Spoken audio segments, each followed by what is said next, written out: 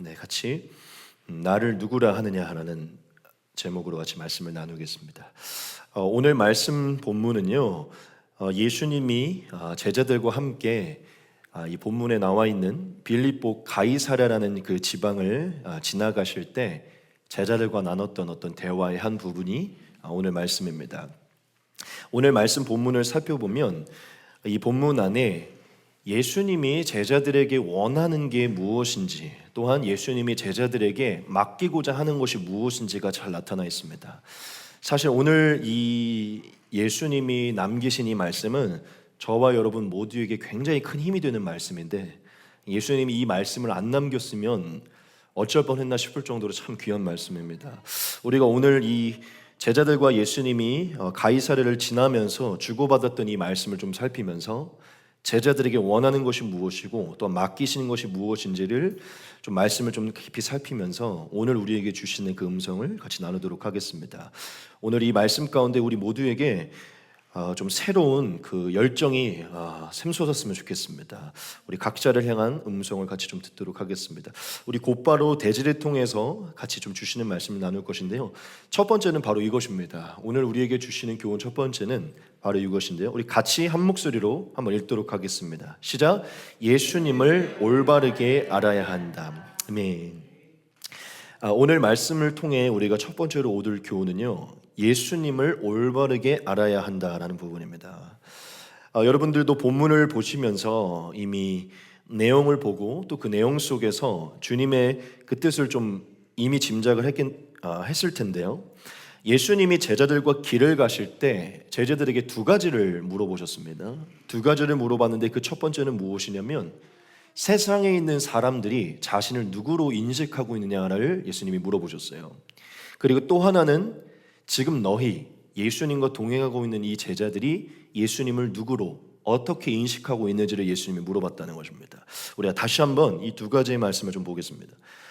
예수께서 빌립보 가이사랴 지방에 이르러 제자들에게 물어 이르시되 사람들이 인자를 누구라 하느냐 이르되 더러는 세례 요한 더러는 엘리야 어떤 이는 예레미야나 선지자 중에 하나라 하나이다. 이르시되 너희는 나를 누구라 하느냐. 네.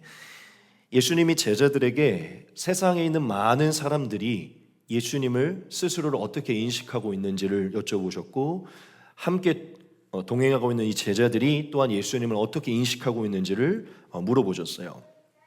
여러분, 예수님이 제자들에게 왜 이 질문을 던졌을까요? 그렇죠. 예수님의 마음은 한 가지죠. 사람들이 예수님을 어떻게 인식하고 있는지를 예수님이 궁금해하셨기 때문입니다. 그렇죠? 그러니까 다르게 표현하면 많은 사람들이 예수님을 올바르게 인식하고 있는가? 이 부분이 궁금했던 것입니다.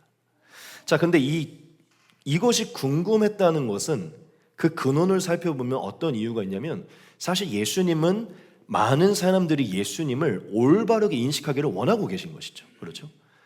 예수님 스스로가 계시한 그대로 인식하고 있는지가 궁금했기 때문에 그대로 인식하고 있는지를 사실 물어본 것입니다. 어떻게 다른 차이가 있는지를 물어봤다는 것이죠.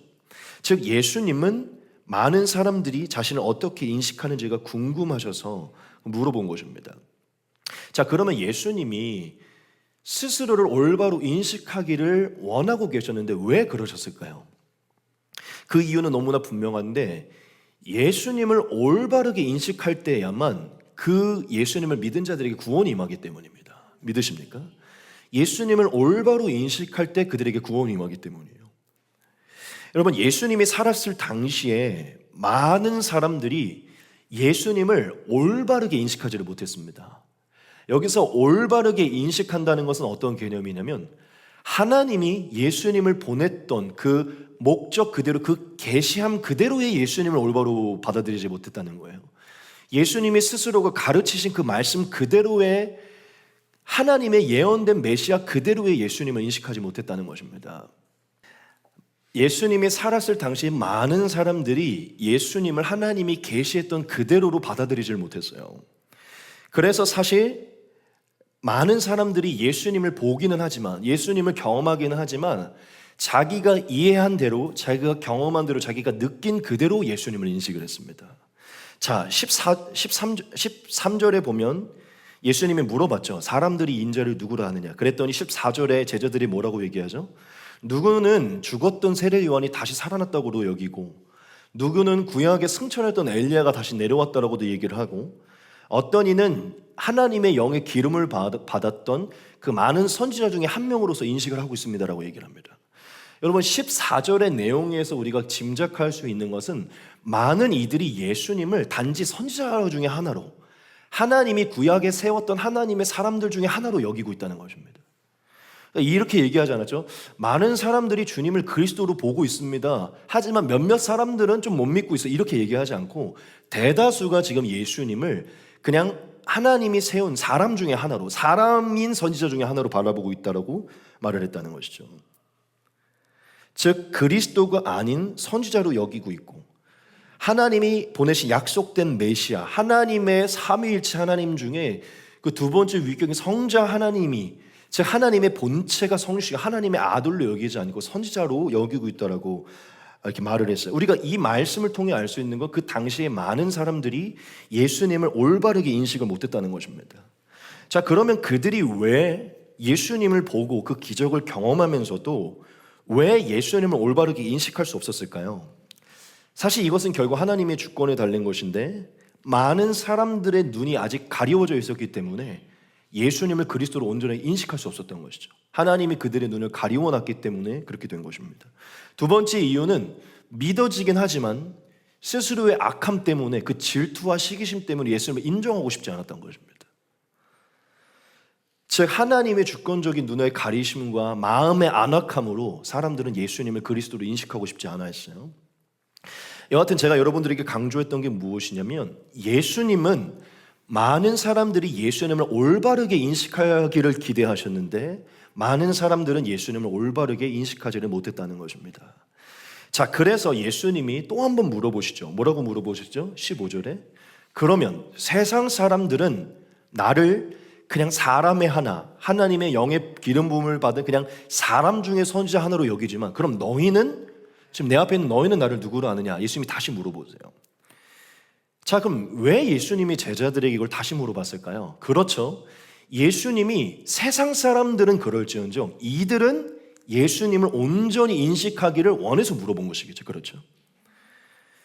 즉 예수님은 세상 사람들은 상관없어요. 결국 예수님의 택함을 받아 예수님을 믿고 있는 이 제자들이 어떻게 예수님을 인식하고 있는지가 궁금했던 것입니다.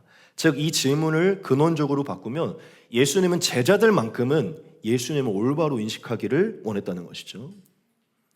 여러분, 우리가 이 질문에서 정확하게 깨달아야 됩니다. 예수님은요, 물어보시는 분이에요.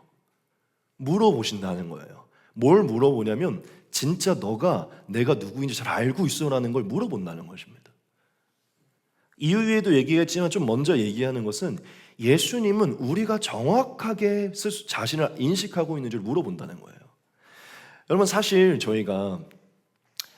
저도 오늘 조금 그 약간 서로 오해가 불거져가지고 오늘 설교 준비하기 전에 조금 어떤 분이랑 이렇게 통화를 하면서 조금 이렇게 다투는 것 같은 이렇게 대화를 좀 나눴어요, 오늘. 근데 왜 그랬냐면 제가 그런 사람이 아닌데 제 의도를 계속 잘못 왜곡해가지고 저를 계속 이상한 사람으로 여겨가지고 계속 이렇게 된 거예요. 그래서 저는 난 그런 의도가 아니고 그런 사람이 아닌데 왜 계속 나를 그렇게 인식하냐, 막 이런 대화를 나눴는데, 그러니까 예수님은 우리 모두가 스스로를 어떻게 인식하고 있는지를 궁금해하시고 물어보시는 분이시라는 것이죠. 예수님이 이 물어보셨을 때 예수님의 수제자였던 베드로가 뭐라고 얘기를 하죠? 우리가 같이 보겠습니다. 시몬 베드로가 대답하여 이르되 주는 그리스도시요 살아계신 하나님의 아들이시니이다. 아멘.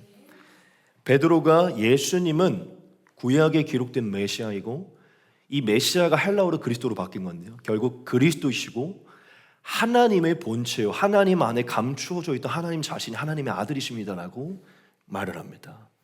즉 예수님이 원하셨던, 하나님이 계시하셨던 그 예수님의 그 진리 그대로를 베드로가 선포를 했다는 것이죠.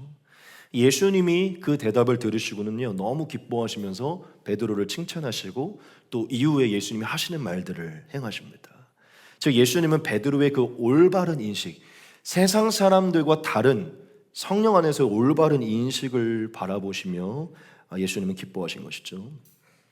여러분, 제가 이 대지에서 저와 여러분들과 함께 나누고자 하는 것은 굉장히 간단한 부분입니다. 우리가 예수님이 어떠한 분이시고 오늘날도 예수님이 우리에게 무엇을 요구하고 계신지 우리가 다시 한번 이 말씀으로 깨닫기를 원하는 것입니다.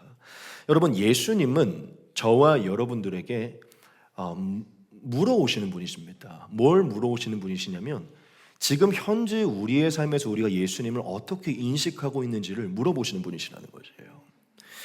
여러분, 제가 한번 좀 찾아봤어요. 요즘에 뭐 GPT도 잘 돼 있고 뭐 주석도 잘 돼 있기 때문에 이게 좀 무리한 질문이지만 물어봤어요.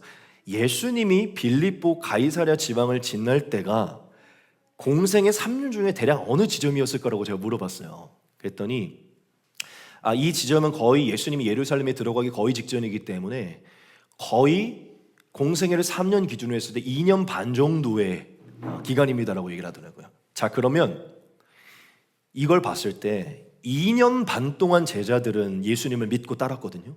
근데 2년 반이라는 시간이 지난 뒤에 예수님이 제자들한테 물어봐요. 너희가 지금 나를 누구로 인식하고 있느냐? 제가 여기서 뭘 느꼈냐면, 여러분, 예수님은 우리가 교회를 오래 다녀도, 우리가 예수님을 오래 믿어도, 성경을 오래 보아도요, 우리한테 물어보시는 분이시라는 것이죠. 뭘 물어보시냐?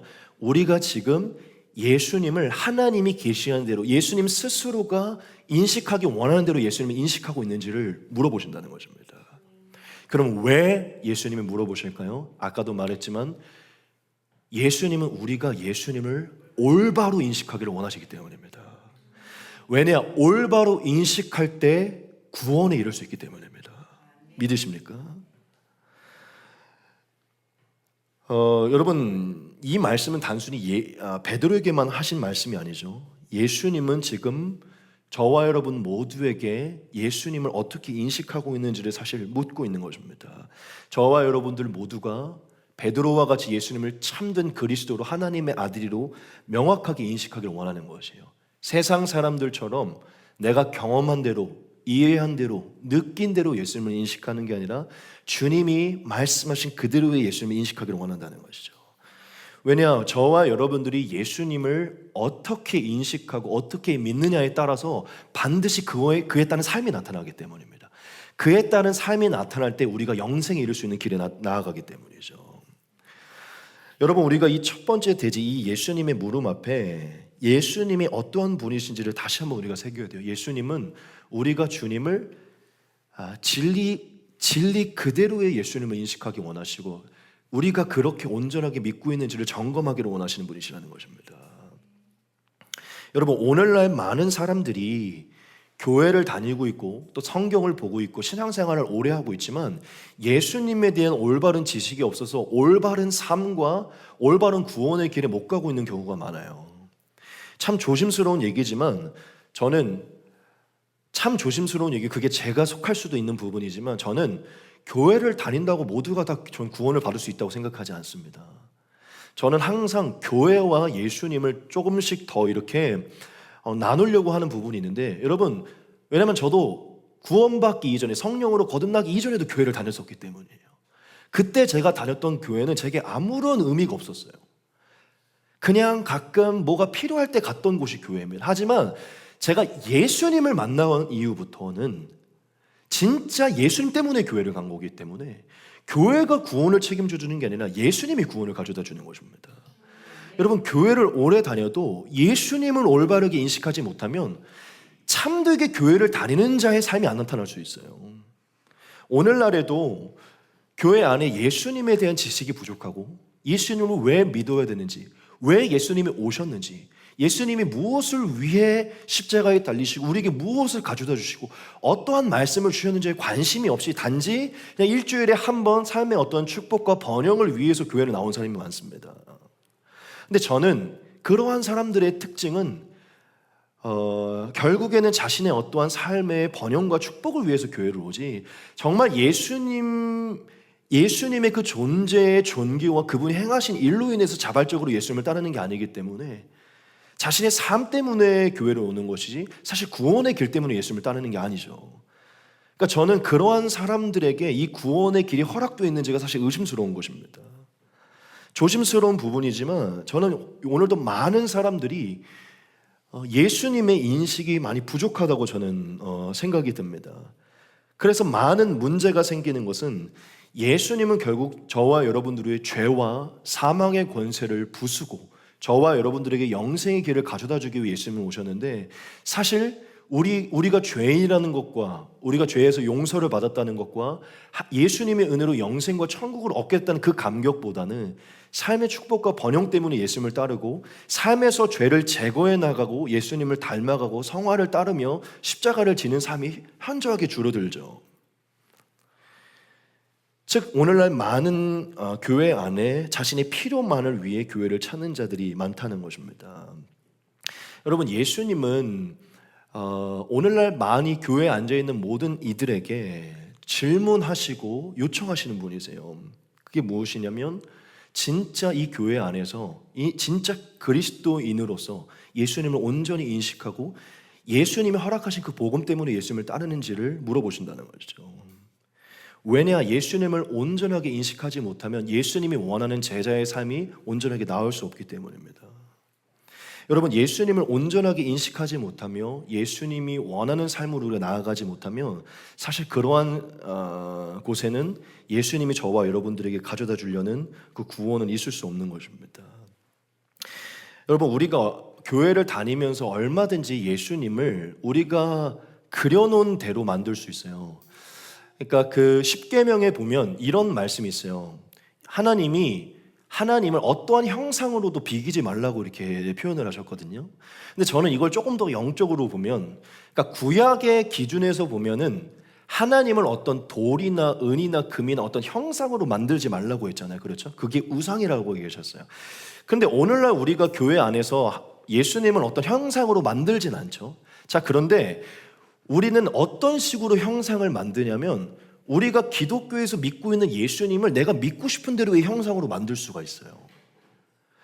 내 죄를 위해 나를 지옥에서 건지기 위해 십자가에서 달리신 주님, 그래서 죽을 수밖에 없는 내가 예수님의 은혜로 구원을 받아서 내 삶에 어떠한 축복과 변형이 아니더라도 정말 그분의 은혜로, 그 용서함의 은혜로 우리가 예수님을 따라야 되는데, 그런 어떤 모든 진리는 뒤로 한 채 단지 예수님이 내 외로운 삶과 공허한 삶에 그냥 위로를 주시는 분, 혹은 그냥 사랑을 주시는 분, 감싸 안아주시는 분, 질병이 있으면 치유해 주시는 분, 물질이 부족할 때 물질을 허락해 주시는 분, 이런 식으로 하면서 정말 그리스도가 와야 했던 그 진리의, 그리스도의 진리를 빼놓은 채로 우리의 삶에 도움을 주는 예수님으로 형상을 만들 수 있다는 것입니다. 그러니까 예수님에 대한 올바른 지식이 사라지면 우리가 예수님을 내가 원하는 신으로 만들 수 있다는 것이죠. 지금 예수님이 경계하는 것은 바로 그것입니다. 너희가 지금 진짜 예수님을 그리스도로, 하나님이 보내신 하나님의 아들로 믿느냐, 아니면 단지 이스라엘의 회복을 위한, 이스라엘의 번영과 안식을 위해 온 하나의 선체로 여기고 있느냐, 그걸 물어본다는 것이죠. 여러분, 오늘날 많은 사람들이 정말 우리가 믿는 예수님을 온전히 인식하고 있지 못할 때가 많아요. 제가 예전에 한번 저희 정기예배 때 이런 얘기를 한 적이 있었어요. 저희가 대한예수교잖아요. 대한예수교잖아요. 그렇죠? 예수교. 그러니까 저희는 예수교입니다. 예수님을 믿는 종교예요. 믿으십니까? 그러니까 저희는 구약을 볼 때도 예수님을 보아야 되는 것이고, 이 삶의 모든 게 예수님입니다. 예수님의 은혜 때문에 우리가 교회를 세우고 이 길을 간다는 것이죠. 근데 생각보다 예수님을 전하고 예수님을 가르치는 것을 우리가 잘 못할 때가 많아요. 왜냐? 예수님이 누구이신지 우리가 잘 모르기 때문이죠. 핵심으로 돌아오겠습니다. 그래서 예수님은 제자들에게 이 질문을 던지시고, 사실 오늘날 우리에게도 이 질문을 던지시는 거예요. 많은 사람들이 예수님을 어떻게 인식하고 있느냐. 얘들아, 교회에 많은 사람들이 앉아 있는데 이 많은 사람들이 나를 어떻게 인식하고 있느냐, 너는 나를 어떻게 인식하고 있느냐, 주님이 우리에게 물어보시는 것이죠. 여러분, 예수님은 그리스도이신 줄 믿습니다. 믿으십니까? 제가 아까도 말했지만 그리스도는 메시아의 번역된 언어입니다. 예수님은 메시아입니다. 믿으십니까? 메시아는 기름 부음을 받은 자라는 것인데, 예수님은 하나님께 거룩하고 의롭다고 택함을 받아 성령으로 처음으로 기름 부은 유일한 왕이고 선지자이고 제사장인 줄 믿습니다. 하나님으로부터 택함을 받은 하나님의 아들로 성령의 기름을 처음 받은 메시아가 예수님이십니다. 믿으십니까? 여러분, 예수님이 저와 여러분들에게 왜 오셔야만 한 것입니까? 이유는 사실 딱 한 가지, 결국 저와 여러분들의 죄를 사하기 위함입니다. 저와 여러분들에게 하나님의 나라를 허락해 주시기 위함입니다. 믿으십니까? 여러분, 예수님이 존재하는 자체, 예수님이 이 땅에 왔다는 자체가 우리에게 뭘 증명해 주냐면요, 우리에게 죄가 있다는 것을 증명해 주는 것입니다. 믿으십니까?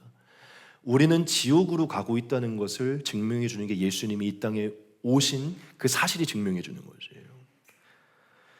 우리는 죄 씻음을 받아야 되고 사망의 저주에서 건짐을 받아야 되며 예수님이 저와 여러분들에게 영원까지 허락하려고 하는 그 궁극적인 영생을 쟁취하기 위해 그리스도가 필요한 자들입니다. 믿으십니까? 여러분, 예수님을 그리스도로 인식한다는 것은요, 결국 성경이 말하고 있는 모든 진리를 제가 인식하고 있다는 것을 뜻해요. 나는 죽을 수밖에 없는 죄인이었고 사망에 놓여 있었고 하나님의 아들, 하나님이 택하신 거룩하고 의로운 예수님이 없이는 구원받을 수 없는 죄인임을 철저하게 인정하고 그 그리스도의 용서함을 따 그 공로로 하나님께 상달되며 받아지며 그 나라를 얻을 수 있다는 걸 인정한 것 같다는 것이죠. 믿으십니까? 여러분, 우리는 예수님을 그리스도로 인식하고 삼위 하나님 중에 그 영광의 본체로 나타난 하나님의 아들로서 인식해야 됩니다. 그분만이 피조물이 아니고 그분만이 참 하나님이시고 그분만이 참 구원자이심을 우리는 인식을 해야 돼요. 저는 예수님이 저와 여러분 모두에게 사랑을 주시고 위로를 주시고 또 질병을 고쳐주시고 우리의 삶을 회복시켜 주심을 믿고 있습니다. 하지만 여러분, 그 모든 것은 그리스도의 근본 사역은 아니에요. 그렇죠? 그리스도가 진실로 저와 여러분들에게 와야 되는 건 저와 여러분들의 영혼을 구원해야 되기 때문입니다. 우리의 영혼이 거룩해져야 되기 때문에. 믿으십니까? 여러분, 우리가 조금 너무 극단적이지만 제자들의 삶을 살펴보면 모든 제자들의 삶은 정말 예수가 그리스도였기 때문에 그분을 따랐던 삶입니다. 믿으십니까? 예수님을 통해 하나님으로부터 얻을 떡을 위해서 예수님을 따른 게 아니라 예수님이 우리의 죄를 씻어주시고 하나님의 나라를 새하늘과 새 땅을 가져다 줄 유일한 구원자이심을 믿었기 때문에 예수님을 따른 것입니다. 즉 제가 강조하는 건 하나님이 우리에게 많은 떡들을, 많은 축복들을 가져다 주시긴 하지만 진짜 유일한 축복은 우리의 죄사함의 은혜인 것입니다. 우리의 영혼이 구원을 받은 것입니다. 믿으십니까? 저와 여러분들이 예수님을 믿어야 되는 건 그분이 저와 여러분들의 삶의 그리스도이기 때문입니다. 여러분, 지금 우리가 제자라고 한번 생각을 해보고 우리가 지금 오랫동안 예수님을 믿었고 오랫동안 교회를 다니고 있잖아요. 예수님이 이 물음을 저와 여러분들에게 던지신다면 담대하게 우리가 주님은 그리스도시고 하나님의 살아계신 아들이라고 고백할 수 있는 중에 한번 돌아봤으면 좋겠어요. 정말 다르게 표현하면 이와 같죠. 주님, 아무것도 내게 해주지 않으시더라도 주님이 이 땅에 오신 것, 나를 위해 십자가에 달리신 것, 영원히 씻음받을 수 없었던 내 죄를 사해 주시고 하나님의 자녀된 권세를 주시고 내게 영원한 생명을 가져다 주신 그 하나, 그 그리스도 되신 그 하나로 나는 주님을 따릅니다. 주님은 제게 그러한 분이십니다. 이렇게 고백할 수 있는지 우리가 돌아봤으면 좋겠다는 것입니다. 제가 오늘 말씀을 준비하면서 스스로한테 한번 질문을 던져보고 스스로가 돌아봤어요. 주님이 저한테 오늘 나타나서 진짜 제가 거짓말 아니고 물어봤어요. 너는 나를 누구라 하느냐? 너는 무엇 때문에 나를 믿느냐라고 하면 제가 뭐라고 대답을 할까? 근데 제가 마음에 1도 거짓됨이 없이 정말 베드로처럼 주님은 그리스도시고 하나님의 아들이심을 제가 고백하면서 주님이 제게 성공을 가져다 주지 않아도 제 꿈이 이루어지지 않아도 제 어떤 비전이 성취되지 않아도 주님이 저를 구원해 주셨기 때문에 저는 주님을 따르겠다는 그 고백이 100% 자연스럽게 나올 거라는 확신이 들었어요. 저는 여러분에게 당당하게 고백할 수 있습니다. 저는 제 목회가 제 생각대로 안 되더라도 제 건강이 지금보다 더 안 좋아지더라도 제가 재정이 넉넉지 않더라도 저는 예수님을 따를 것입니다. 왜냐하면 저는 처음 제가 예수님을 믿고 이 목사가 되려고 작정했을 때 구원받은 은혜 하나로 이 길을 가겠다고 저는 작정했고, 제가 하나님의 자녀로 인침을 받고 천국에 들어간 그 자체로도 저는 너무 감사했기 때문에 그 은혜로 저는 예수님을 따른 것입니다. 전 지금도 변함이 없어요. 여러분들에게 당당하게 말할 수 있습니다. 뭐가 더 나아지지 않아도 전 예수님을 따를 거예요. 저는 예수님이 이걸 물어본 이유가 바로 이 대답이 우리에게 나오기를 원해서 저는 물어보셨다고 믿습니다. 오늘 여러분들에게 제가 한번 물어보고 싶은 거예요. 주님이 여러분들에게 지금 너가 걱정하고 있는 부분, 너가 원하는 부분이 해결되지 않더라도, 너가 생각하는 게 이루어지지 않더라도 나를 그리스도로 믿고, 그리스도라는 그 하나, 우리의 죄를 위해 대속하고 영원한 생명을 가지고 그 그리스도라는 하나로 나를 믿고 나를 따를 것이냐. 전 저와 여러분들 모두가 그렇게 된다고 믿습니다. 여러분, 기도 응답되지 않아도, 뭐가 이루어지지 않아도 기쁘게 예수님을 따르셔야 돼요. 예수님은 그리스도시잖아요. 우리에게 그리스도가 찾아왔잖아요. 그 대답이 우리의 삶에 나타나야 될 줄 믿습니다. 근데 그 대답을 올바르게 하려면 우리는 성경을 올바르게 알고 예수님을 올바로 알아야 될 줄 믿습니다. 우리가 이 첫 번째 제지가 무엇이었죠? 예수님을 올바로 알아야 된다는 것입니다. 우리 스스로를 이 시간 한번 자신 점검해 봤으면 좋겠어요. 내가 지금 예수님을 어떻게 인식을 하고 있는가? 정말 그리스도로 인식하고 그리스도로 감격하며 그리스도이기 때문에 우리가 예수님을 따르고 있는가? 아니면 그리스도됨을 듣기는 하고 믿기는 믿지만 결국 내 삶의 어떠한 일들에 현실의 문제를 해결해 주는 그런 해결사로서 우리가 주님을 바라보고 있는가? 제가 여러분들이 꼭 부탁을 드리고 싶은 부분은요, 여러분, 예수님을 단순한 해결사로 바라보셔서 해결이 안 될 때 예수님을 떠나는 그런 어리석음을 범하지 마십시오. 예수님을 그리스도로 인식하셔서 지금 내 앞에 일어나는 어떤 문제가 해결되지 않아도 끝까지 예수님을 붙드시기 바랍니다. 여러분, 예수님은 영원한 구원의 문제를 해결해 주신 분이십니다. 눈앞에 있는 이 문제, 이 작은 문제로 예수님을 등질 뿐이 아니라는 거예요. 여러분, 우리가 어떤 것이 다가오더라도 예수님을 그리스도로 믿고 그리스도이기 때문에 예수님을 따르기를 소망합니다. 여러분, 이 눈앞에 있는 세상의 문제로 제발 예수님을 떠나지 마십시오. 예수님은 그리스도이십니다. 저와 여러분들에게 세상을 초월하는 구원의 은혜를 허락해 주신 게 예수님이시라는 것이죠. 여러분, 우리가 오늘 다시 예수님을 어떻게 인식하고 있는지를 돌아보면서 내가 지금 무엇 때문에 예수님을 믿고 있고, 만약 지금 믿음이 흔들리고 있다면 내가 왜 흔들리고 있는가, 그걸 한번 돌아보자는 것이죠. 하나님이 저와 여러분들에게 큰 믿음을 주실 줄 믿습니다. 두 번째는 바로 이것입니다. 올바른 인식은 하나님의 선물이라는 것입니다.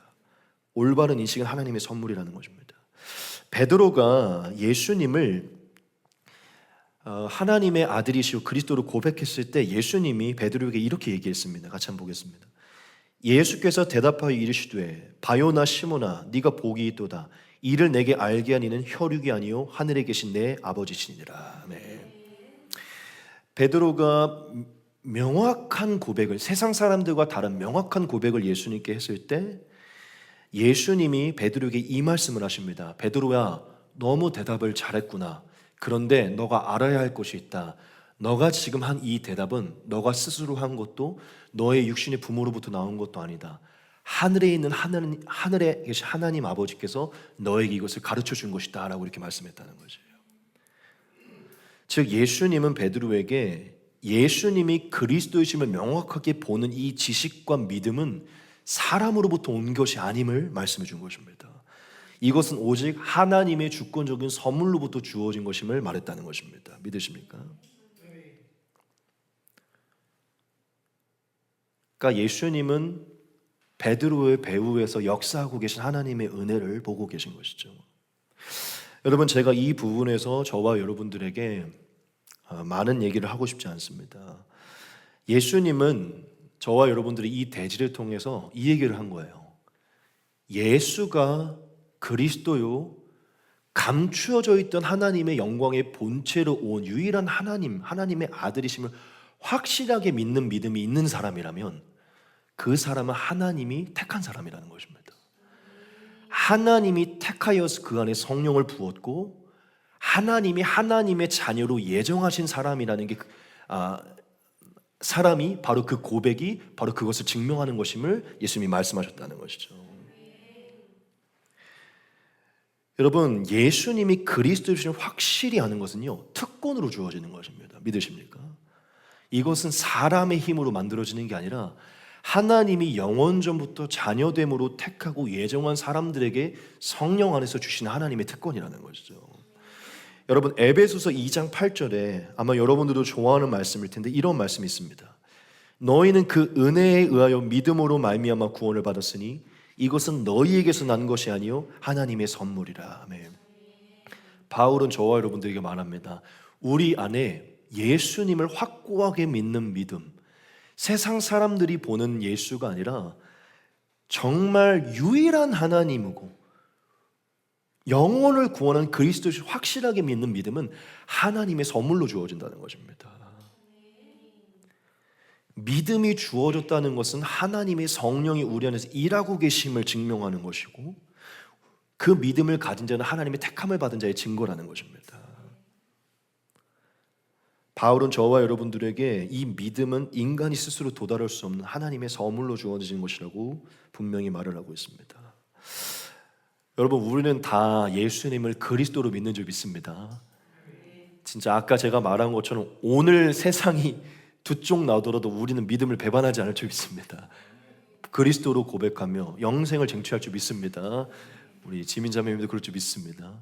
여러분, 우리 안에 이 믿음이 들어온 건요, 우리가 알지 못하는 새에 하나님이 우리 안에 이 믿음을 심었기 때문이에요. 믿으십니까? 우리가 지금 하나님을 보지는 못하고 피부로 느끼진 못하지만 영이신 하나님이 우리 안에 이 믿음을 심었기 때문에 이게 들어온 것이에요. 믿으십니까? 여러분들이 예수님을 확실하게 믿는다면 우리가 기억해야 될 것은 딱 한 가지예요. 저와 여러분들 안에 성령이 계신다는 것입니다. 저와 여러분들은 택함을 받은 자들이라는 거죠. 여러분, 이거는 말로 설명할 수 없는 특권이에요. 말로 설명할 수 없는 특권이에요. 하나님이 택하여서 혈육이 아닌 영이신 아버지께서 주시지 않으면 아무리 예수님을 붙들고 설명해도 그걸 믿을 수 없습니다. 하지만 우리는 지금 그것이 믿어지고 믿어질 뿐만 아니라 우리의 삶을 걸 정도로 그것을 갈망하고 있어요. 이것은 하나님의 특권이라는 것입니다. 저와 여러분들이 지금 올바른 믿음과 인식을 갖고 있다면 하나님이 여러분과 교통하고 계시고 성령이 일하고 계시고 여러분은 택함을 받은 자녀임을 자부심을 가지시기 바랍니다.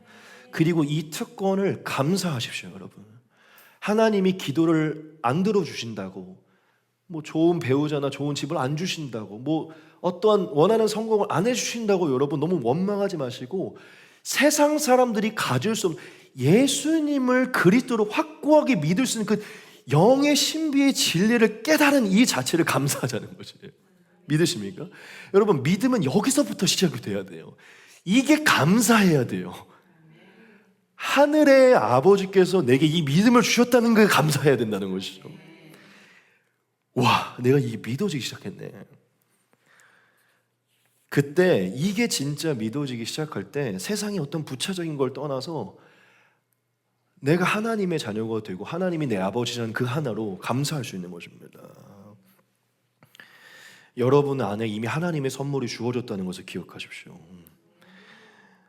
여러분들 안에 믿음을 주신 건 여러분들이 모르는 새 여러분들을 영원전부터 택하신 하늘에 계신 아버지께서 주신 것입니다. 세 번째는 바로 이것입니다. 사탄의 권세에서 보호하신다는 것입니다. 오늘 사실 세 번째, 네 번째 대지는요, 제가 사실 설교문도 많이 적지도 않았어요. 자, 여러분들한테 하고 싶은 얘기는 그냥 말씀 그대로이기 때문인데, 오늘 예수님이 이 믿음은 아버지께로부터 온 것임을 말씀하시며 그 뒤에 이렇게 말씀하시죠. 또 내가 내게 이르노니 너는 베드로라. 내가 이 반석 위에 내 교회를 세우리니 음부의 권세가 이기지 못하리라. 아멘. 예수님이 너 안에 있는 그 믿음은 하나님 아버지께서 주권적으로 선물로 준 것이다라고 말씀하시면서 그 다음에 뭐라고 하시냐면 하나님이 너 안에 주셨던 그 믿음 위에 내가 너를 교회를 세울 것이다 라고 말씀하시면서 그 뒤에 제가 노란색으로 좀 뭐라고 말씀하냐면 그 믿음은 절대로 사탄이 건드지 못할 것이다 라고 말씀을 하세요. 그 믿음 위에 세워진 교회는 사탄이 건들 수 없을 것이다. 한마디로 무너뜨릴 수 없을 것이다 라고 말씀한 겁니다. 이것을 개인적으로 보면요, 베드로 안에 심었던 그 믿음은요 절대로 사라지지 않을 것이라는 것이고, 베드로의 구원은 절대 사라지지 않을 것이라는 것입니다. 여러분, 이게 어떻게 논리적으로 중요한 것이냐면요, 예수님이 말씀하시죠. 그 믿음 하나님께서 주신 것이다. 사탄이 빼앗지 못하도록 하나님이 끝까지 책임지실 것이다. 이렇게 말씀하신 거예요. 여러분, 구원의 시작은 하나님께서 행하시는 것입니다. 믿으십니까? 구원의 완성도 하나님께서 행하시는 것이에요. 하나님이 저와 여러분들 안에 믿음을 심으셨다면 마지막 영생에 이를 때까지 지키시는 것도 하나님께서 행하십니다. 제가 여러분들에게 베드로의 말씀 그대로로 우리에게 가져와서 우리에게 하시는 말씀이 바로 이것이에요. 예수님은 우리에게 이렇게 말씀하십니다. 너 안에 그 믿음은 하나님께서 주신 것이다. 하나님이 너 안에서 그 착한 일을 시작하셨으니 끝까지 이루실 것이고, 너가 마지막 그 믿음을 지켜 구원에 이를 때까지 음부의 권세가 너를 건드지 못할 것이다. 이 말은 곧 하나님이 영원전부터 예정하고 택한 자의 믿음은 사라지지 않을 것이, 그의 구원은 완벽하게 이루어질 것임을 예수님이 말씀하신 것이에요. 믿으십니까? 여러분, 제가 저와 여러분들에게 이 대지를 통해 꼭 말씀드리고 싶은 게 있어요. 그게 뭔지 아십니까? 저와 여러분들이 예수님을 그리스도로 명확하게 믿고 영접하고 고백하는 믿음이 있다면요, 그 믿음은 절대 사라지지 않을 것입니다. 그 믿음은 하나님이 새기신 것이고 하나님이 끝까지 보호하실 것이기 때문이에요. 하나님이 우리의 믿음이 사라지지 않도록 끝까지 사탄에게서 보호하실 것이고, 전 담대하게 얘기할 수 있습니다. 하나님이 택한 사람은 구원에서 탈락되지 않을 것입니다. 믿으십니까? 저와 여러분들을 끝까지 사탄의 권세에서, 죄의 유혹에서 끝까지 보호하실 것이고, 저는 확신해요. 구원받은 사람은 끝까지 죄와 싸워서 죄에서 멀어지는 삶을 통해 주님께 나아가게 될 것입니다. 완전히 죄에 묻어지지 않을 것이, 믿으십니까? 그리고 반드시 사망의 권세에서 건진받아 구원을 이루게 될 것입니다. 여러분, 예수님이 살아계실 때 굉장히 귀한 말씀을 하신 적이 있어요. 이거는 오늘 이 말씀과 이어지는 것입니다. 내 양은 내 음성을 들으며 나는 그들을 알며 그들은 나를 따르니라. 내가 그들에게 영생을 주노니 영원히 멸망하지 아니할 것이요 또 그들을 내 손에서 빼앗을 자가 없느니라. 그들을 주신 내 아버지는 만물보다 크심에 아무도 아버지 손에서 빼앗을 수 없느니라. 아멘. 하나님이 택한 사람은요, 예수님의 음성을 들을 때 반응합니다. 믿으십니까? 다르게 바꾸면 예수님이 그리스도신 진리를 듣고 반응하게 된다는 것이에요.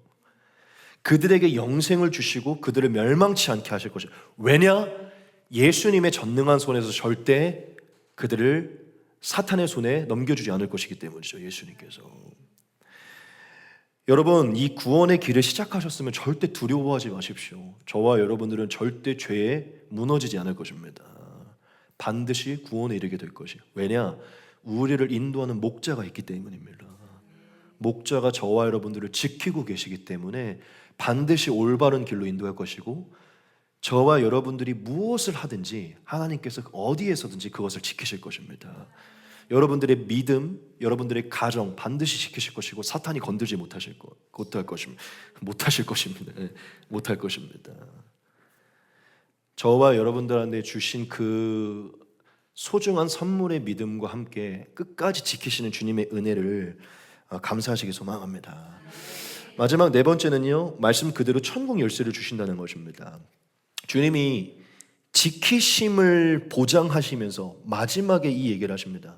내가 천국 열쇠를 내게 주리니 네가 땅에서 무엇이든지 매면 하늘에서도 매일 것이요 네가 땅에서 무엇이든지 풀면 하늘에서도 풀리리라 하시고. 아멘.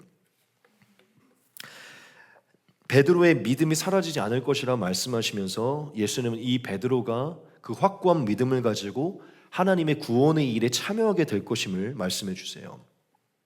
그래서 그 구원의 길을 여는 길을 베드로가 갈 것이라고 말씀해 주시죠. 그래서 사실 이 말씀 그대로 되었죠. 베드로는 이 천국 열쇠를 가지고 많은 사람들을 천국에 이룰 수 있도록 그들의 마음 문을 열어 천국으로 인도했습니다. 믿으십니까? 여러분, 베드로에게 하신 이 말씀은 베드로에게만 속한 얘기가 아닙니다. 우리 모든 교회에게 하신 말씀이에요. 하나님의 주권적인 선물로 믿음을 받고 하나님의 지키심을 받은 자들은요, 다 이 열쇠를 소유한 자들입니다. 이것은 저의 해석이 아니라 모든 주석가들, 모든 이들이 하는 얘기예요. 교회로 세워진 자들에게는 이 열쇠가 주어진다는 것입니다. 카톨릭의 문제점이 한 가지가 있는데 너무 교황 중심이라는 거거든요. 그러니까 마치 이 말씀을 따지자면 교황에게만 열쇠가 있는 것처럼 인식하는 부분이 조금은 있어요. 하지만 개신교의 다른 것은 만인 제사장으로서 교회로 세워진 모든 이들에게 하나님이 구원의 길을 열 수 있는 열쇠를 주신다는 것입니다. 여러분, 이 열쇠는 목회자와 선교사에게만 주는 게 아니에요. 저와 여러분들에게는 복음을 통해 많은 사람들의 마음 문을 열어 천국으로 인도할 수 있는 권능이 있습니다. 권세가 있어요. 믿는 자 안에는 권세가 주어집니다. 권능이. 믿으십니까? 많은 얘기를 드리고 싶지 않습니다. 여러분, 저와 여러분들이 하나님의 택함을 받아 그 믿음 위에 절대로 사라지지 않을, 사탄에게 굴복되지 않은 믿음으로 교회로 세워졌다면 여러분들의 주머니에는 이미 열쇠가 주어져 있는 것입니다. 저와 여러분들에게는 여러분들이 땅에서 매면 하늘에서도 매이고 땅에서 풀면 하늘에서 풀리는 그 열쇠가 여러분들에게 있는 것이에요. 즉 여러분들이 이 세상을 살면서 하나님의 나라를 열어 보일 수 있는 그 열쇠가 지금 저와 여러분들에게 주어져 있다는 것입니다. 여러분, 이게 얼마나 엄청난 일입니까? 하나님의 택함을 받아 자녀가 되어 그 믿음을 가진 자들은요, 하나님과 연결된 자들은요, 땅에서 행하는 일이 하늘에 영향력이 끼쳐진다는 거예요. 땅에서 하는 일이 하늘에도 영향이 미친다는 것입니다.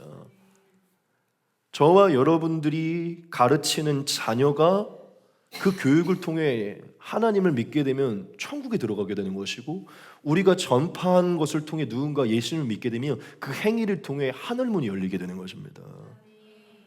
여러분, 제가 지금 여러분들에게 뭘 강조하려고 하는 거냐면 지금 여러분들이 땅 위에서 살아가는 게 하늘에 영향이 미친다는 것이에요. 엄청난 사람들이라는 것이죠. 여러분들은 지금 하나님과 연결이 되어 있고, 이거는 잘못된 표현이 아니에요. 성경에 보면 하나님의 사업이라는 표현이 있어요. 저와 여러분들은 하나님의 사업에 지금 참여하고 된 자들입니다. 하나님의 사업을 위해 이 열쇠를 주고받았고, 여러분들이 하나님의 사업을 위해 이 열쇠를 사용할 때 하늘에서 열린다는 것입니다. 그러니까 마치 그 회사에서 총회하는 어떤 직원에게 크레딧 카드를 주는 것처럼 우리가 땅에서 열면 하늘에서 열 수 있는 열쇠를 우리에게 주셨다는 것이죠.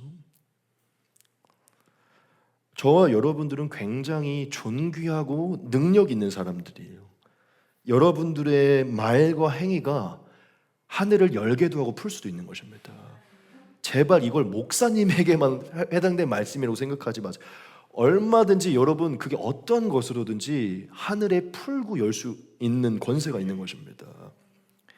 제가 오늘 여러분들에게 마지막 이 도전을 좀 드리고 싶은데, 자 여러분, 오늘 이 표현으로 우리가 도전을 열어서 이 열쇠를 마음껏 사용하겠다는 좀 우리가 마음을 가졌으면 좋겠는데, 제가 머리에 이 그림을 한번 그려봤어요. 그랬더니 이게 더 확 들어오는 거예요. 여러분, 열쇠라는 거는 닫혀있는 거를 여는 거잖아요. 그렇죠? 제가 얼마 전에 우리 한나 사모님이랑 좀 부끄러운 얘기인데 방탈출을 처음 해봤어요. 방탈출 게임 처음. 그러니까 계속 열쇠로 뭘 여는 거거든요. 하나 열면 또 열어야 돼요. 또 열어야 돼요. 계속 열어야 돼요. 제가 두 번 다시 하고 싶지 않다 이제 이랬는데, 제가 지금 무슨 얘기 하려고, 이렇게 생각하면 되게 흥미로운 지점이라는 거예요. 자, 여러분, 지금도 하나님은 구원받는 사람들을 지금도 누군가를 통해서 부르고 계시잖아요. 자, 구원받는 사람에게 복음을 전하면 성령께서 그 복음을 통해 일하여서 마음 문을 열어요. 그렇죠? 그래서 복음을 받아들이게 하고 예수님이 영접하여 천국에 이르게 합니다. 그렇죠? 자, 영혼을 구원하는 것은요, 사실 그 닫혀있던 문을 여는 거예요. 그렇죠? 그래서 요한계시록에도 보면 예수님이 문 밖에서 우리를 두드리고 있다고 표현을 하잖아요. 여러분, 지금 우리에게는 닫혀있는 사람들이 문을 열 수 있는 열쇠가 있는 거예요. 그러니까 이렇게 생각하면 되게 흥미롭다는 것이죠. 제가 오늘 아까 카페에, 제가 요즘 좀 전도하려고 작정하고 있는 한 부부가 있어요. 얼마 전에 여기 카페에 새로 누가 오픈했는데 되게 젊고 괜찮아요. 제가 요즘에 빵 공세를 하고 있어요. 카페 갈 때마다 빵을 사가고 있거든요. 오늘도 사갔어요.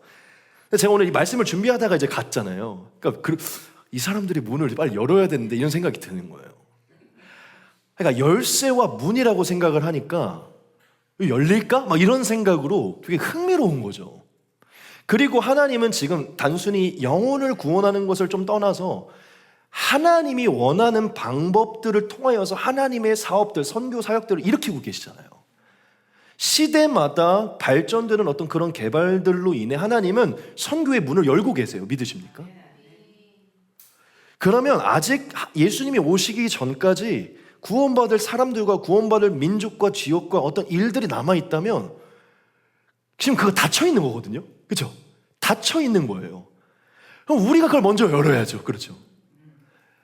우리가 천국을 침노하고 가고 싶은 마음이 있다면 그걸 먼저 열고자 하는 마음이 생겨야 된다는 거예요.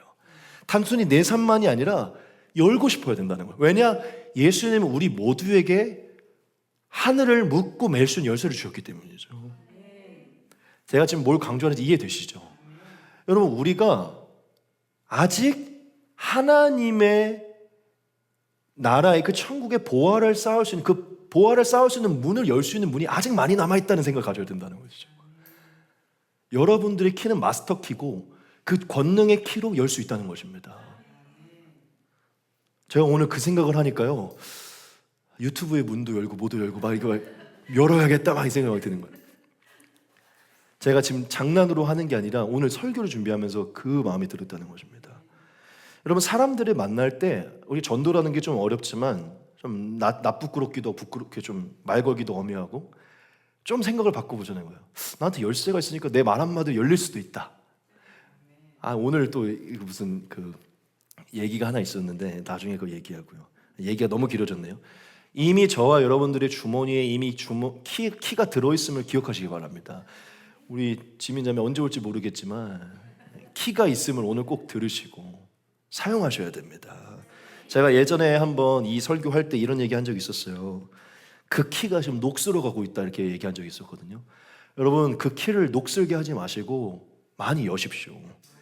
여러분들의 이 땅에서의 말과 행동은 하늘에 기록되고 하늘의 문을 여는 것입니다.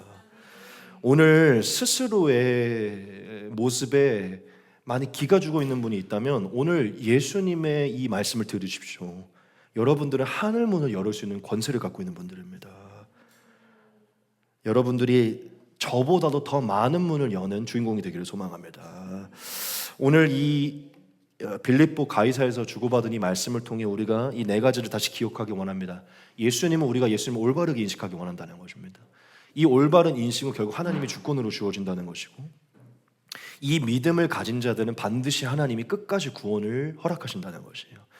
그러니 여러분들이 가진 하나님이 주신 복음의 권세, 열쇠의 권세로 마음껏 우리가 일해야 된다는 것입니다. 우리가 다시 만날 때 더 많은 문을 열었음을 더 간증하고 자랑하는 우리가 되기를 소망합니다. 우리 같이 한번 좀 뜨겁게 기도하는 시간 갖도록 하겠습니다. 기도하겠습니다.